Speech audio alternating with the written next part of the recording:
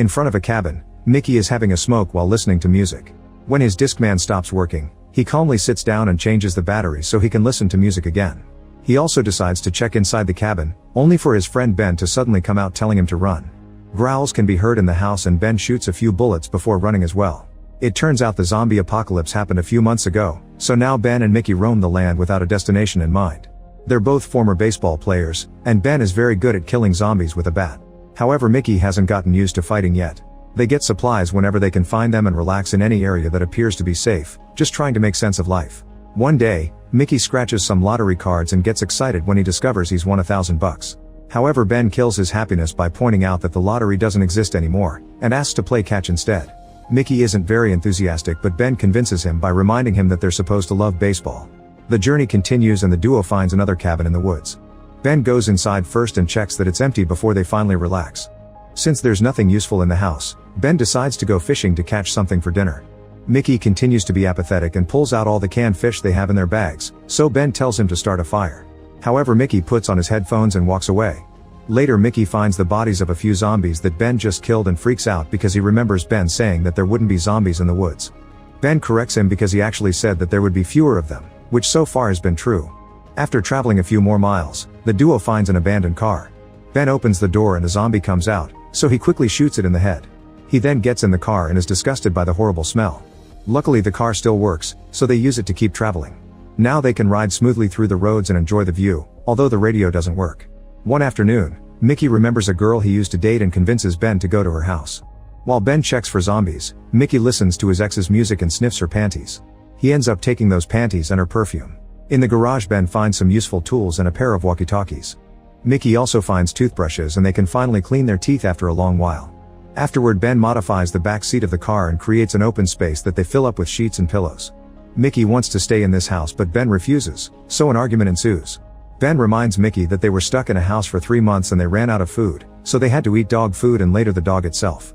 Mickey's family died at the beginning of the apocalypse too because they were stuck in a house. When Mickey insists they should stay, Ben screams. Their traveling continues and Mickey spends most of his time with his headphones on, trying to escape reality. When they find a field full of cows, Ben stops to pet them. They're very good girls, so they make him smile. Sometime later, Ben asks Mickey if he wants to play baseball, but Mickey doesn't hear him because of the music. Ben pranks him by startling him from behind pretending to be a zombie and Mickey freaks out, so Ben points out that the headphones are going to get him killed. Then Mickey changes the batteries of the walkie-talkies and gives Ben one so they can test their range. The devices are working fine and while the duo is joking around, they accidentally pick up the signal from another group of survivors.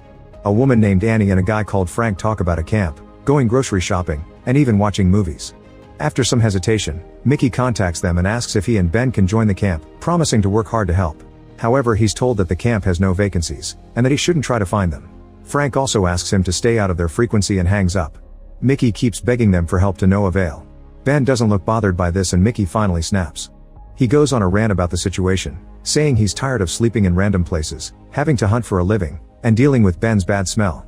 However, Ben just laughs and points out that the camp residents don't want them, so there's no point in caring. For the next few days, Mickey keeps trying to contact the camp on the radio but they won't answer. Ben overhears him mention Annie specifically and realizes that Mickey is so desperate for company that he's got a crush on a voice.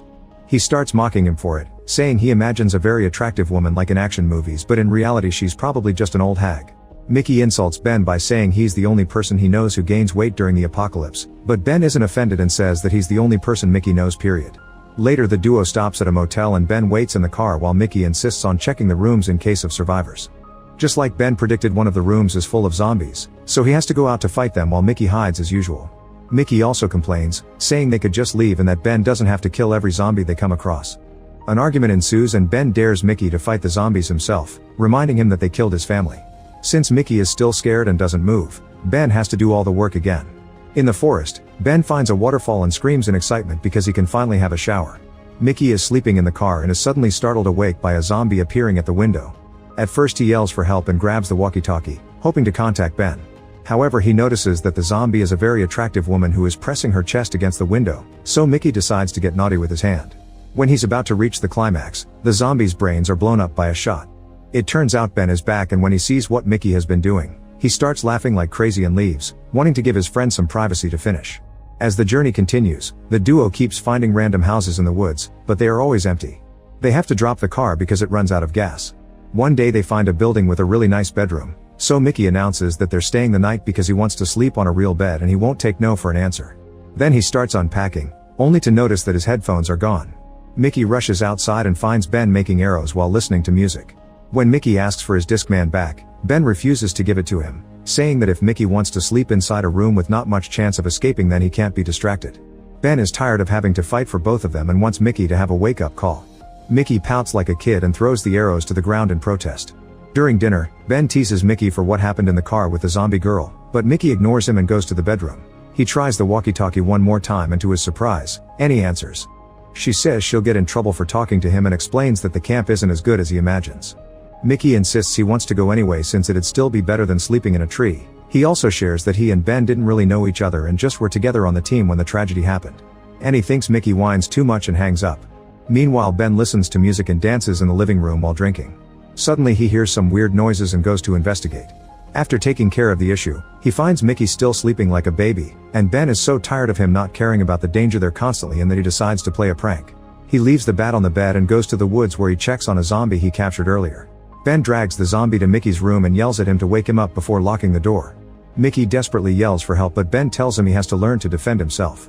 After lots of struggle, Mickey finally kills the zombie with the bat. Ben opens the door and is proud of him, but Mickey furiously jumps on his friend and punches him a few times before leaving.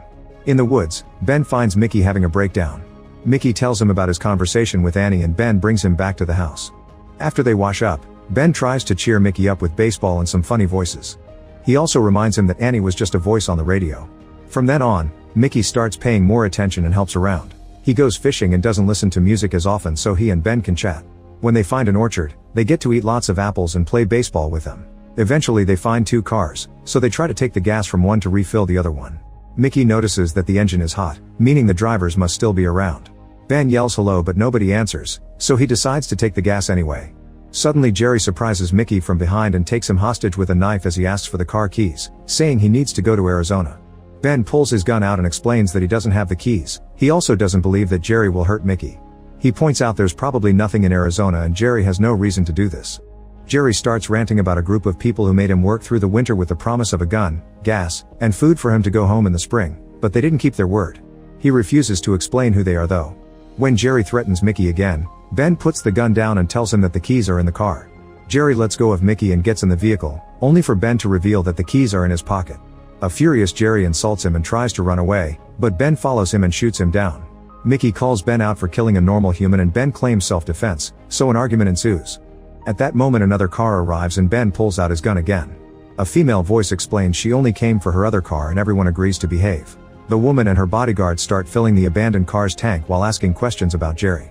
Ben tells them what happened and the woman says they did the right thing because Jerry was a thief. When the strangers are about to leave, Mickey finally recognizes the voice and realizes that this is Annie.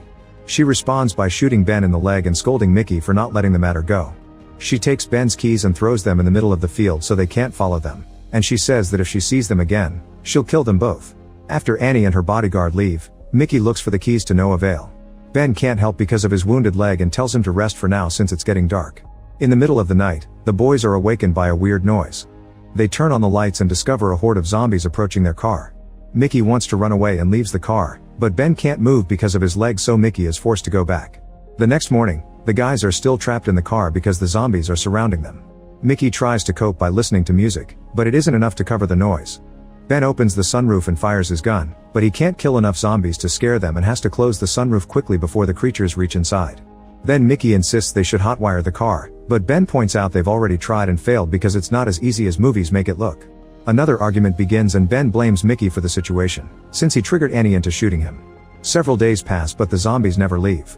Their growling noises are driving the duo crazy and they put up some sheets to cover the windows to at least avoid the ugly faces. When they run out of water, they start saving the liquid from their canned tuna. With no hope for the future, they decide to get drunk and play road games. Eventually the duo decides that since Mickey got them in this mess, he should go out and find the keys. Choosing to be brave for once, Mickey climbs out of the car through the sunroof and goes to the field to search for the keys. For the next few moments, Ben can do nothing but smoke and wait. Eventually he hears Mickey yelling his name so Ben quickly opens the sunroof for his friend. Unfortunately Mickey reveals that he's been bitten, and both men have a breakdown. Mickey admits he's scared and wonders what to do, but Ben just pulls out his gun and asks him to leave the car. When Mickey refuses to move because he wants a chance, Ben shoots to kill him and yells in grief. Afterward, Ben sends a message to Annie, blaming her for Mickey's death and promising to kill her if he ever finds her. He keeps surviving inside the car for several days and finds it ironic how he went from being stuck in a house for 3 months only to now being stuck in a vehicle. Eventually he gets tired of living like this and decides it's time to try to survive outside again. He puts on Mickey's headphones and walks down the road while a horde of zombies follows him.